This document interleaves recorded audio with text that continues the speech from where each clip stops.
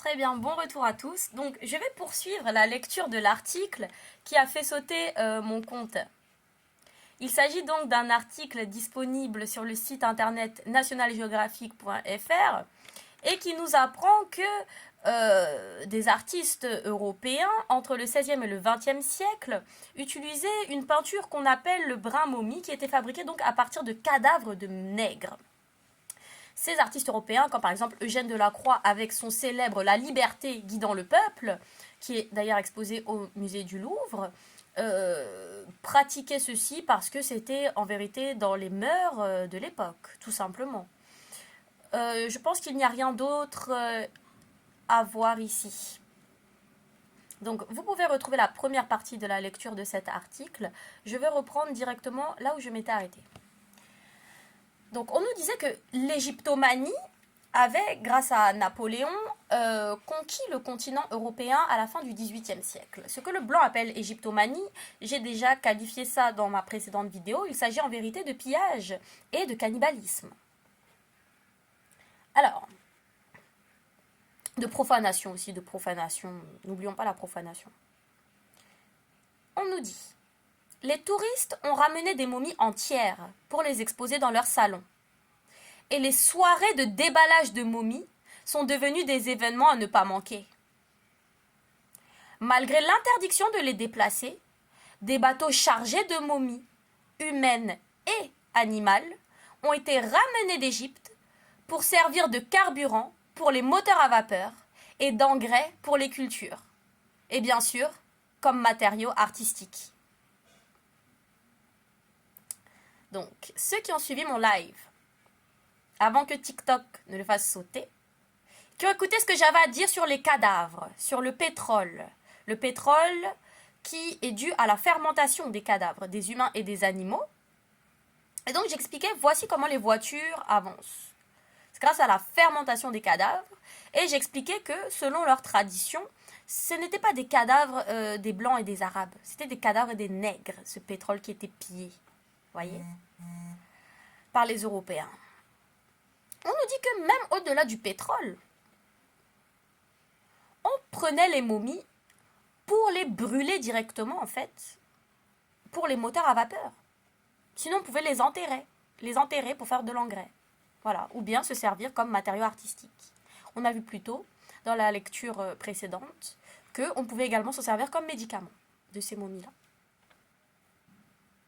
Donc, je vais répéter ce paragraphe. Les touristes ont ramené des momies entières pour les exposer dans leur salon. Et les soirées de déballage de momies sont devenues des événements à ne pas manquer. Malgré l'interdiction de les déplacer, des bateaux chargés de momies humaines et animales ont été ramenés d'Égypte pour servir de carburant pour les moteurs à vapeur et d'engrais pour les cultures. Et bien sûr, comme matériaux artistiques. Donc c'est clair que quand un arabe ou un blanc il va lire ça, on ne parle pas de son ancêtre. Donc ces gens-là auront toujours une facilité à venir nous raconter ce qu'ils ont envie de nous raconter. Voyez. Il n'y a que nous, en tant que descendants du peuple kamite, ayant pour preuve cette mélanine dont nous avons hérité, je pense qu'ayons un quelconque intérêt à nous sentir tristes et répugnés de ce qu'on lit ici. Voilà. Donc là, l'article, il nous affiche une vue de 1937 de la salle des momies du British Museum. Il est possible que des restes de momies soient également présents sur les peintures exposées dans le musée. Donc là, on voit cette salle du British Museum qui est bien remplie, qui est bien pleine de cadavres profanés, déterrés. Voilà. C'est une photographie qui a été prise par Fox Photo. Enfin, qui appartient à leur base de données en tout cas. L'article lit comme suit. Au début du XXe siècle, cependant, l'offre de momies de qualité pour les pigments semble s'être tarie. Vous voulez nous dire qu'au bout de 4 siècles de déterrer des momies de nègres, il n'y en avait plus? De les déterrer par cargaison pour les brûler directement afin d'alimenter vos bateaux à moteur, vos moteurs à vapeur là? Ou pour les faire de l'engrais? Ou pour en faire de la poudre de momie, des médicaments? Ou pour en faire de la peinture? Vous êtes en train de me dire qu'après avoir fait ça pendant 4 siècles, sérieusement, il n'y avait plus de momies, genre ça s'est tari. Et que jusqu'à aujourd'hui, les Blancs sont encore au royaume de Kemet en train de faire des déterrations. C'est surprenant. Une annonce de 1904 dans le Daily Mail en demande une à un prix convenable, ajoutant « Une momie de monarque égyptien vieille de 2000 ans peut-être sûrement être utilisée pour orner une noble fresque à Westminster Hall sans offenser l'âme du défunt ou ses descendants. »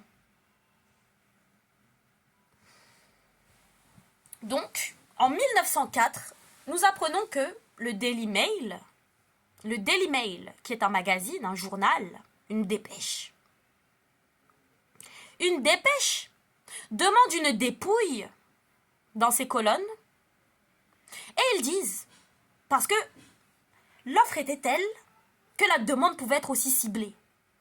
Ils demandent une momie d'un monarque égyptien vieux de 2000 ans, hein, et que ça, on peut sûrement s'en servir pour orner une noble fresque. Donc la momie va servir, le corps, là, le cadavre du plus haut prêtre de l'Égypte antique, va servir à orner une noble fresque à Minister Hall. Et ils nous disent, hein, ces gens du Daily Mail, en 1904, ils nous disent que faire cela, sûrement sans offenser ni l'âme du défunt, qui en serait sûrement honorée, ni l'âme de ses descendants que nous sommes. Voilà. Donc, voici les demandes des Blancs en 1904. Moi, je vais faire une pause ici.